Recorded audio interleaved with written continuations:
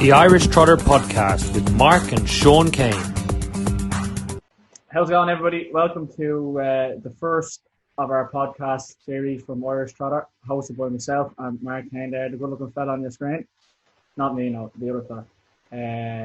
So what we're going to do is there's going to be a series going on, and we're going to have a look at some of the races from last week, and then we're going to move on to some of the races for the week coming. So Mark's going to kick in and take over there.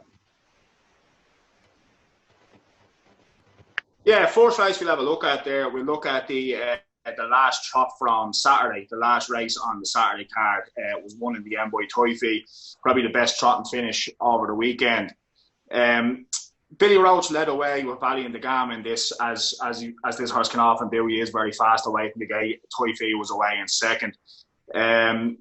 Billy led more or less from start to finish, led into the home straight, and then it sort of turned into a three-way battle there with Ella the Foss, Valiant the Gam, and Toyfee down the straight. Sean, you were in this race yourself with Brazilian Match. How did you find the race panned out? Did it seem like you were rolling under pressure most of the way? Yeah, the race, it was very sharp away. It was a little bit of carnage in the first turn. When I had a quick little peek back, I was all alone. There was Billy in front, and slowed way up in the middle stages, all right, that's for sure. But it was a good finish in the end. And to be honest, I couldn't really keep up with them. I was stuck on the rail trying to save as much ground as I could. But it was probably the best trotting finish we've had all year, and I got to see it from a little bit closer than anybody else. yeah, you got a bird's eye view. It was a well-deserved winner for Toyfee. It was a good, solid horse in amongst them F grades. He's always thereabouts. Valiant the Gam maybe wasn't a fantastic run from him after leading from start to finish and getting the fractions his own way. Our own Ella the Foss ran well, finished second. We were happy with her as an improvement on our first couple of runs. Anything else in that race catch your eye? There's one in there was Trotter with Darren Timlin. It's a horse that I like the look of. I think it could be good when he gets it right, and Darren is a good man to sort of Trotter out. I think when he gets that right, that's one to watch. Another thing about that grade F race, like people say it's the lowest race, but it's actually the hardest race to win. When you have a horse in there and you're trying to win one, it's a difficult race to win, that's for sure. The next race we'll have a look at was the last race on the Sunday card. This was a pace. I thought it was a very good race. It was a very good race to watch. It was won by John Risson with Dragon's Den. Pan Am Cold ran on very well for second, with Martin Loughran driving for Billy Roach. The real eye catcher in this race for me was Newtown Rock. It was his first run back from off the track in a long time. He looked very well before the race. He looked very sound. He looked in good condition. Alan Wallace drove him very confidently. He kept him out of trouble at the back of the field, went far wide down the back stretch and got home far wide around the corner.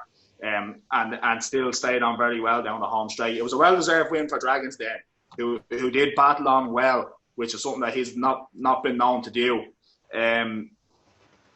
And then there was some good solid yardsticks in behind with Newtown, Shadow, Fairdays, Western, Crack a Smile, who was first up the whole trip. Was there anything this race caught your eye, Sean? Yeah, well, they kind of stole the words from there with Newtown Rock. It was great to see him back. Great to see him the horse he was. He's been a superstar, and also he's been a little bit disappointing, really. You know, for a fan, he's been a super horse. But it'd be great to see him at his full potential. But it's great to see him coming back. Just looking at that there was a lot of good horses in that race coming. There was a lot of fighting to the finish of that. It could have went anyway, really, but as I say, Dragon's Den was definitely the deserving winner in the end. And good to see Alan Wallace back with horses back in good form. He had a second with a kind of magic earlier on in the card. Alan's one of the great characters of the Irish Harness race, and we all have some funny stories that we could tell about Alan. When we would have been kids, Sean, Alan would have been sort of D-man racing in Paul Marney. So good to see him getting ready to start dying on the top table again, and hopefully these horses kick on the form with him. Yeah, fingers crossed. He's got a lot of nice young trotters there as well, so it'd be good to see him back, and plenty more stories to make in the future, that's for sure. Plenty more stories. Yeah. Right, so first race that we're going to preview is actually race 6 in Anigmore on Saturday. It's a 6-horse race, so what we're going to have here is 4 on the gate, probably 2 on the second line. And would you believe the 2 on the second line are my stable? But there's actually a couple of good horses in this one with Fortune de Janai. She was a 3-6 winner last year. It's won its first start this year. It was a little bit disappointing last week in Portmarnock. Another one that's in there is Dollar Vert, which was a winner on its debut to Ireland. It went a little bit skew race too, but Wayne Smith and the guys there, I reckon they'll have him back. Another one there is Brooklyn Trixie, who was a smashing horse who came in. He clocked in 3:04 with myself in the final. Should have won the final that day, but sure, look, we had those nightmares over them. And then the next two then are Ducio, who is a horse who is in good form this year. He was third on his debut and he won his last race in Annigmore, drawn 8. So if there's a lot of speed on, he could be there. And the other one is Dynamite Bruette's another one of my stable runners. I'm not sure who's going to get the drive in that one just yet. But she's a nice mare, very fast. Depending on what way the trip to go, if she's getting a good drag into it, she'll be close in the end. What do you think, Mark? Yeah, like you say, it's a very interesting race in the sense that a lot of horses in that race on their best form, are probably above that class that they're in.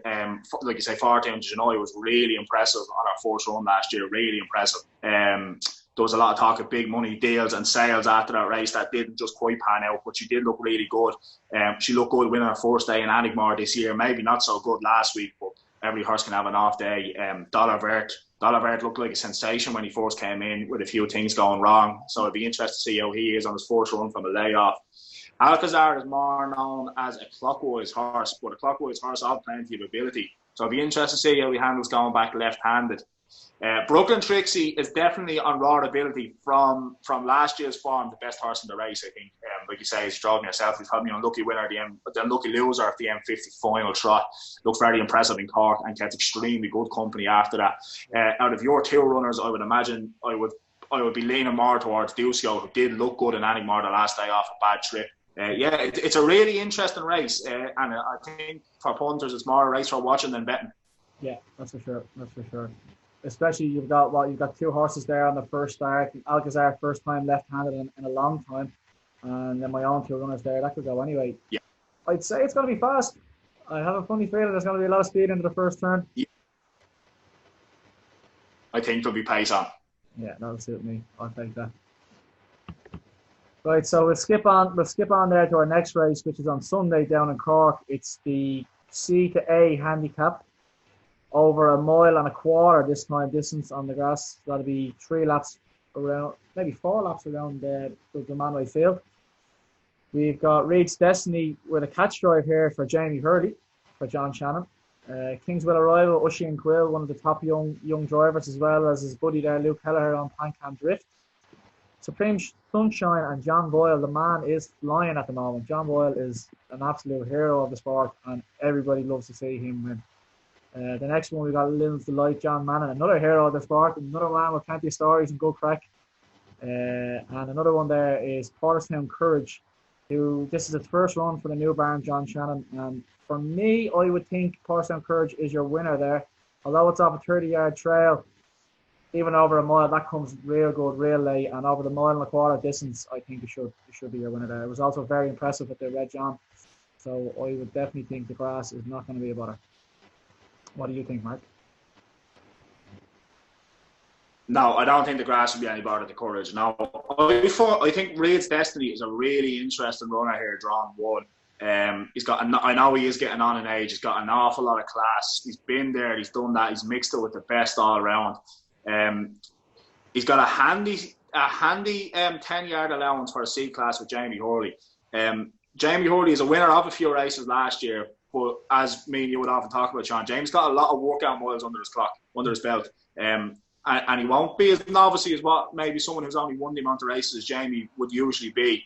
I think he's going to take a little bit of beating from 1.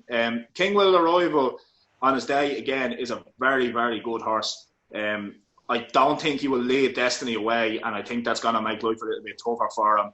Pancam Drift, I think she's better on Portmarnock, on the hard surface. I'm not sure if this is just going to be ideally suited to her. Supreme Sunshine is a very good horse, and like you say, John Boyle's on a crest of a wave at the minute. He just seems to be able to win from anywhere. He could be the first one rolled up on the outside and still be there for you now at finish. Lewin Delight looked really impressive in Portmarnock the first day race. He's an unlucky loser to a very tough Tara with CJ. And and maybe back on grass where he was so successful in Wales, he could really put it up to this. Porterstown Courage, I think, is a very interesting runner in this race too for John Shannon and Timmy O'Leary. John is very adept at freshening up these older horses, and really getting a second lease of life out of them, like what he done with Rid's Destiny. So yeah, very interested to see how Porterstown Courage goes off the trail. But for me, drawn one, it's going to be Rid's Destiny. Yeah, that's fair enough. I'd like to see the result. As you say, Jamie, yeah, like he's got. I suppose he was probably always more going to be a trainer, but he's probably got more miles than any of the C-class drivers around there. So, and he definitely won't be afraid to rally him into the first bend there. And yeah, it's probably going to be another race. There's going to be a bit of speed in too, and that's going to be good speed. It's going to be on a. Going to be a bit of speed. Yeah, on a tight grass track, but all these horses that are in it, they're all seasoned Cork horses, so they'll have a good thing down, I reckon. It'd be good to see. Yeah, exactly. They'll know their way around. Was there any other horses on the Palmarina card last week that would have caught your eye? Palmarina card caught my eye. Let me think. Which do you want to know? Trotters or Pacers? Either. Any? Either. I'm hitting a blank wall, Mark, but I'm guessing you have one up your sleeve, so go on, give it to me. Considering I asked the question. I have two that I really loved from last weekend, both Pacers. Church Niche in the 3-year-old fillies race, I thought was really impressive for Bernard Nicholson. Bernard trains a small and select string there in Cavan. Just him and his wife trained him. Girl, and I thought Church Niche was really good. It was a very sedate pace for the class of the race. They got down 3/4 in 1:35. Bernard tracked Rainbow Rider through round the top corner and just had far too much speed for down the straight this week. I thought she looked really impressive. She travelled well, travelled strong. She was good. And the next horse I really like to look at, and I've really liked to look at him all season, is Noel Ryan's North of Alaska. Very well bred horse, very good looking horse. He's won all 3 starts, and he's just more and more impressive every time. He looks a really straightforward horse. Noel's been minding him through his races. I think he's a horse that has a bit of a future ahead of him. Yeah, no, that's for sure. Yeah, no, he has been very impressive all year. And as well as you go back to Bernard's horse there, Bernard's another good young guy coming through. And that breed as well, I think it's David Sullivan breeds, and he's the Churchill prefix. He's banging out. Correct, yeah, David Sullivan, yeah. Yeah, like he's doing really well. His breed is kicking off, and it's delighted for him. He's bred a few French trotters with us, and I hope they're going to perform as good as his paces are. They're definitely rocking. Good, yeah, and as 2-year-old Colt Churchill Franco looked really promising. Yeah, that's right. 2-year-old Colt race too. Very, very good. Well, everybody, I hope you enjoyed a little teaser of what's to come from myself and Mark. I hope we didn't make a fool of ourselves too much. I probably should have had a little shave, but look, here we are anyway. We hope you enjoyed it, and yeah, best of luck to everybody racing over the weekend. Take care.